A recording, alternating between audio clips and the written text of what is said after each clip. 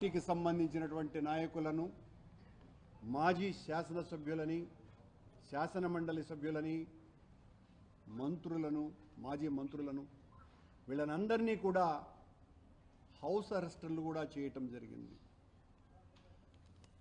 చంద్రబాబు గారి ప్రభుత్వానికి జగన్మోహన్ రెడ్డి గారిని చూస్తే ఎంత భయమో దీన్ని బట్టి చూస్తే అర్థమవుతుంది. జగన్మోహన్ రెడ్డి గారు నిన్న మా పార్టీ ప్రకటన కూడా ఇచ్చింది.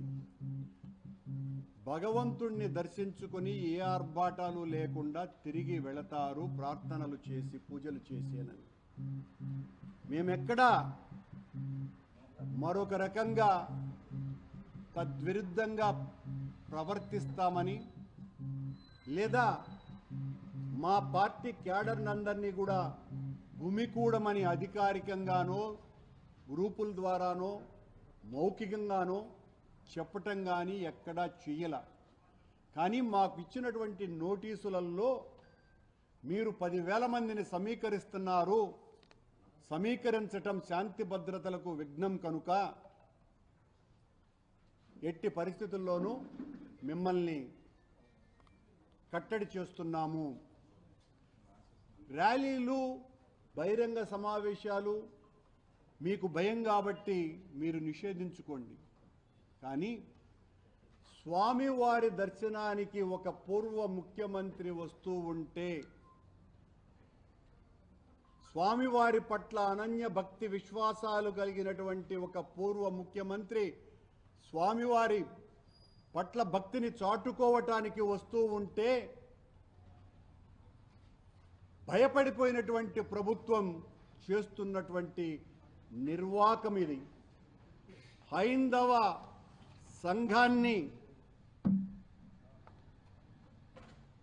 హింస పెడుతున్నటువంటి కలుషాత్ములు,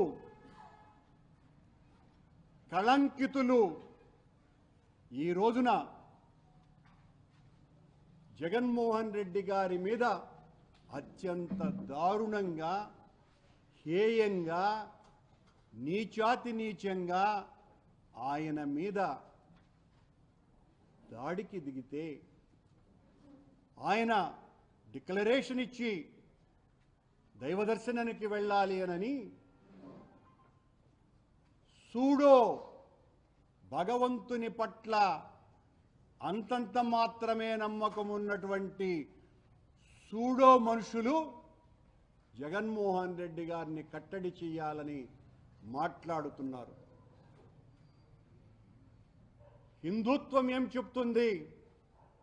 భగవంతుని పట్ల భక్తితో ఎవ్వరు వచ్చినా, ప్రపంచవ్యాప్తంగా ఉన్నటువంటి గుళ్లకు ఎవ్వరు వచ్చినా సాదర స్వాగతం పలుకుతుంది భారతీయ సనాతన ధర్మం. ఆ ధర్మానికి విరుద్ధంగా ప్రవర్తించటమే కాకుండా 5 సంవత్సరాల పాటు ముఖ్యమంత్రిగా స్వామివారికి పట్టు వస్త్రాలనే బహూకరించినటువంటి ముఖ్యమంత్రిని, అంతకు పూర్వం ఎన్నోసార్లు దైవ దర్శనానికి వచ్చినప్పుడు ఏ రకమైనటువంటి ఆటంకాలు కలుగకుండా దైవ దర్శనం చేసుకున్నటువంటి ఒక పార్టీ నాయకుణ్ణి ఈ రోజున తాము చేసినటువంటి ఒక కళంకిత పనికి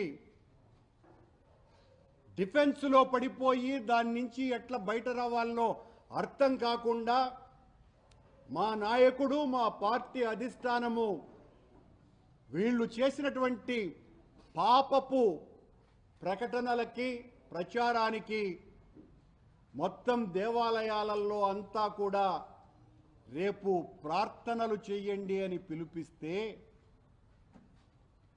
మా పార్టీ క్యాడర్ అంతా కూడా ఈ నియోజకవర్గం కాకుండా మిగతా అన్ని నియోజకవర్గాలలో కూడా రేపు ఆ పూజా కార్యక్రమాలలో ఉంటే వాళ్ళెవరూ మీరు బయటికి రాకూడదు అని వాళ్లను కట్టడి చేయటం ఏందో నాకు అర్థమే కావటం లేదు.